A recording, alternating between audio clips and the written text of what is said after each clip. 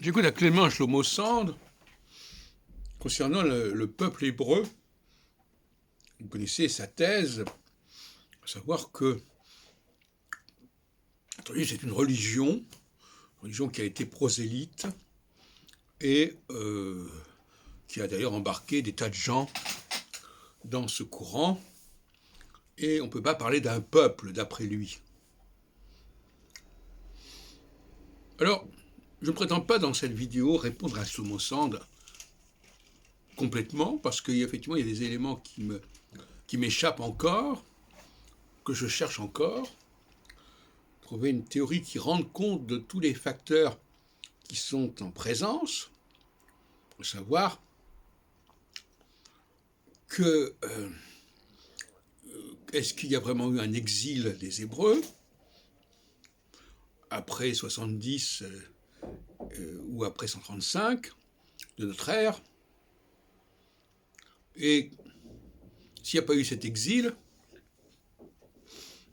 d'où viennent ces juifs de la diaspora? Quelle est leur origine? D'où ils sortent? Alors, une théorie qui me vient à l'esprit,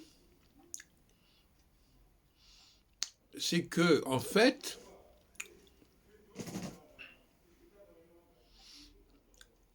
on aurait plaqué sur ce peuple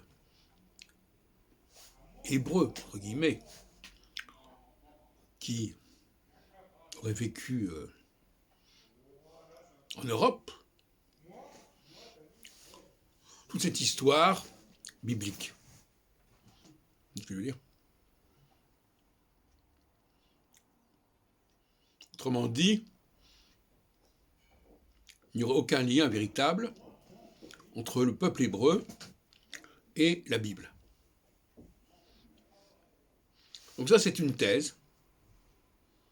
Savoir tout simplement, à un moment donné, il y aurait eu une alliance entre ce peuple hébreu d'ailleurs n'est peut-être pas le mot qui convient, on en parle comme ça, on utilisera ce terme pour l'instant, et des gens qui viendraient du Proche-Orient. Vous savez que je suis un spécialiste de ces questions de rapport entre un personnage qui vient d'ailleurs, qui va reprogrammer un groupe, un peuple.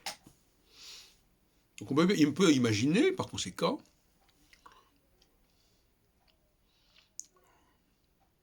la rencontre entre un peuple khazar ou autre, peu importe, et quelqu'un qui apporte toute une mythologie, tout un mythe des origines, qui n'a rien à voir avec ce peuple, en l'occurrence. Alors, ce n'est pas la première fois qu'on a ce genre de phénomène. Un cas que je connais bien, c'est le cas de l'astrologie. Il y a des praticiens de la divination qui vont se mettre en alliance avec des astronomes, en créant quelque chose d'hybride. Et bien là aussi, nous avons une solution hybride entre un peuple et une mythologie. Abrahamique, mosaïque, tout ce qu'on voudra. Alors cette mythologie, elle a effectivement une certaine histoire, une certaine réalité, quelque part. Mais les deux pans de cette question, au départ, n'ont rien à voir.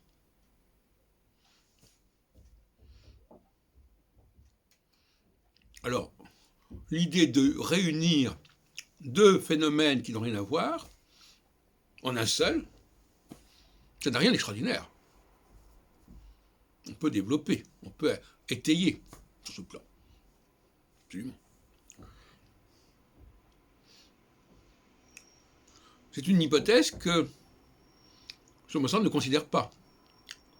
Il considère que les Hébreux aujourd'hui, les Juifs aujourd'hui, sont des gens qui ont adopté une certaine religion.